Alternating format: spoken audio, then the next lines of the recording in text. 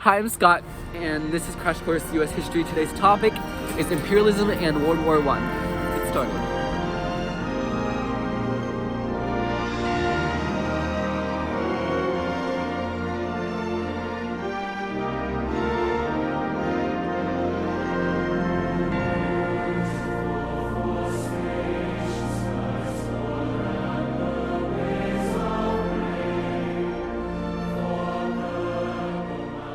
Let's start with imperialism.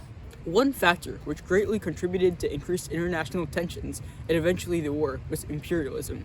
Imperialism is defined as the state policy, practice, or advocacy of extending power and dominion, especially by direct territorial acquisition or by gaining political and economic control of other territories and peoples. Competition to annex land during this period was the scramble for Africa. During this time, several different European powers annexed basically the entire continent. As you can see in this picture, only a small region near Ethiopia remained independent. The scramble for Africa also caused increased tension in Europe. For example, to do this, Germany greatly expanded their navy, and Britain felt challenged by that. However, not all annexation during this time was by European nations. In 1890, President McKinley passed a law which greatly raised tariffs. This caused an economic problem in America, and a way to fix this was to annex Hawaii. The Hawaiian queen at the time was Queen Liliuokalani. She resisted annexation, but was removed from power, and McKinley officially annexed the territory in 1898.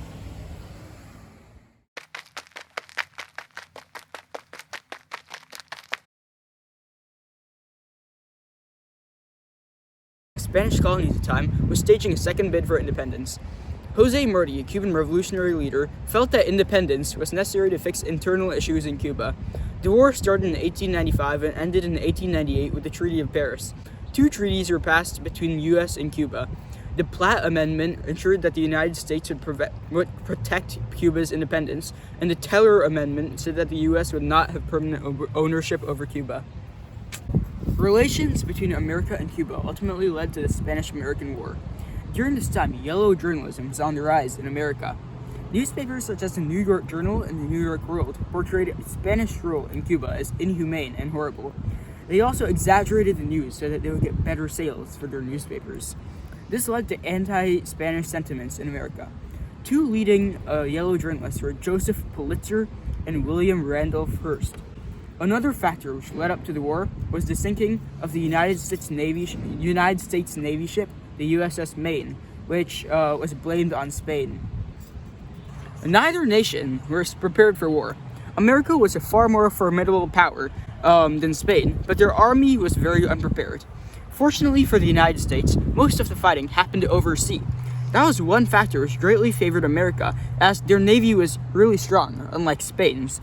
Because of this, America won the war, which only lasted from April to December of 1898. So now let's talk about China and the Boxer Rebellion. Spheres of influence are how much a political and social impact a country has outside of its normal political borders.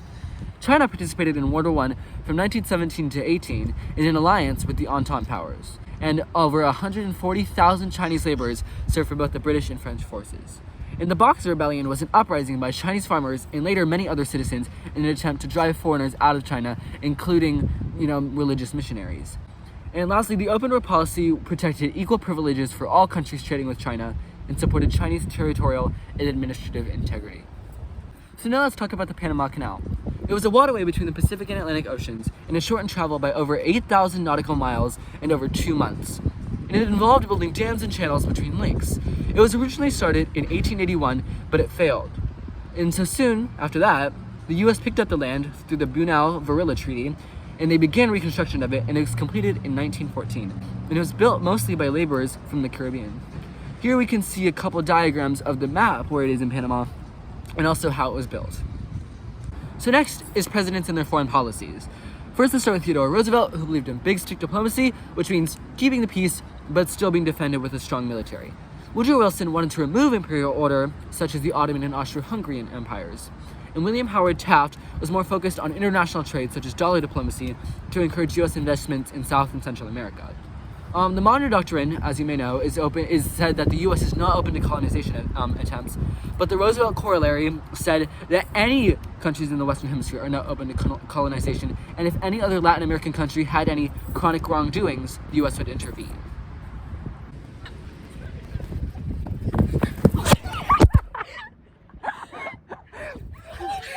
Let's talk about World War I. The main causes of World War I are militarism, alliances, imperialism, and nationalism. An example of militarism is the development of armed forces and how they were used as a tool for diplomacy. The main alliances are the Allies and the Central Powers. An example of imperialism was when the European countries began to spread their economic and political influence. And nationalism is defined as a devotion to the interests and culture of one's country. Before the war, there were pre-existing tensions between multiple European countries. On June 28, 1914, Archduke Franz Ferdinand of Austria was assassinated in Bosnia by a Serbian activist. This led Austria-Hungary to declare war on Serbia. Germany was allied with Austria-Hungary and declared war on Russia because they supported Serbia.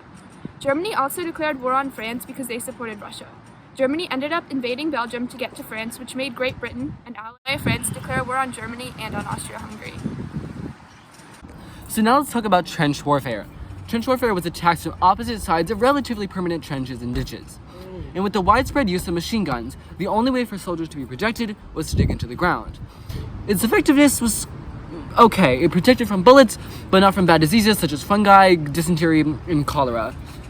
Trench warfare is still being used nowadays, including the Syrian civil war and Ukrainian defensive lines. President Wilson wanted the United States to remain neutral in the war. Even though they were neutral, most Americans were sympathetic towards the Allies and wanted to be isolated from the war. Most immigrants living in America supported their homeland's alliances. And by 1915, the United States favored an Allied win in order to ensure that the Allies repaid war debts to the United States, but they still didn't want to get involved in the war. So now let's talk about why the U.S. entered World War I. The sinking of the Lusitania, first, was where over 128 Americans died after a passenger liner was sunk. There was also the German invasion of Belgium, which scared the world. There was also unrestricted submarine warfare, which led to the sinking of many British and U.S. ships, and that caused the U.S. to sever ties with Berlin. Lastly, there was the Zimmermann telegram, which was a secret telegram between Germany and Mexico to try and get Mexico to join the war in exchange for U.S. territory. And the U.S. entered the World War I on April 6, 1917. Some of the major Allied countries were France, Great Britain, Italy, Russia, and eventually the United States. The Central Powers include Austria-Hungary, Belgium, Germany, and the Ottoman Empire. Germany was preparing a major offensive against Allied forces on the Western Front and to unleash submarines on British supply lines. The U.S. raced to gather an army to prepare it for war, but it would take months to train an army well. The Selective Service Act of 1917 required men ages 21 to 30 to register with the government in order to be randomly selected for military service if needed. Almost 3 million men were called to serve.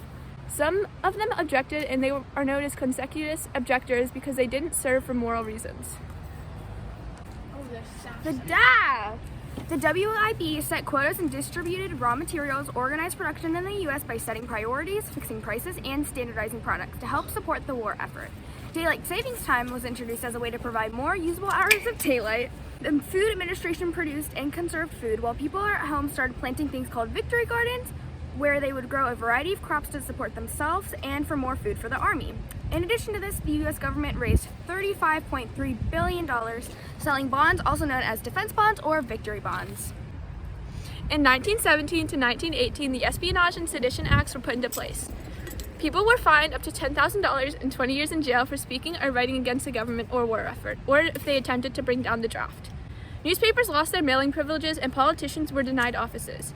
They mainly targeted socialists and labor leaders. Eugene Debs, the man who ran for president 5 times, got a 10-year sentence, and over 2,000 people were arrested during the war.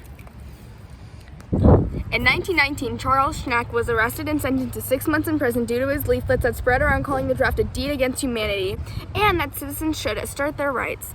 His argument in court was that the E&S Act violates the First Amendment, which is freedom of speech.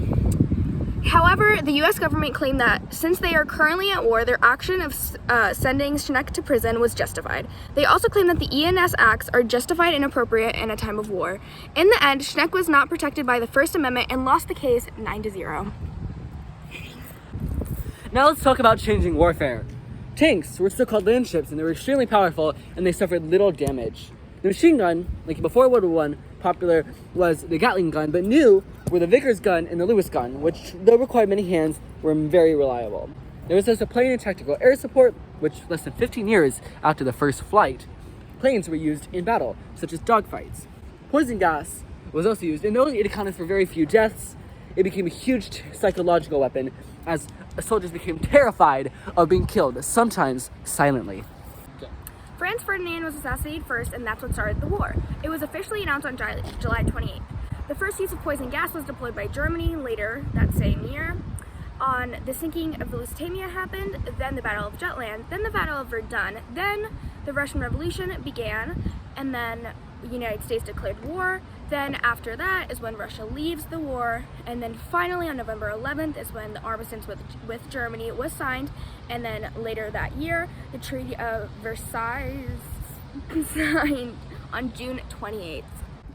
As I said, continuing off the last slide, the war ended for Russia on March 3rd because of the Russian Rebellion, and towards the end of 1918, Germany and the Central Powers started wearing thin due to food shortages caused by blockades and loss of their allies. And this officially led to them calling it quits on November 11th, 1918, where they agreed to an armistice.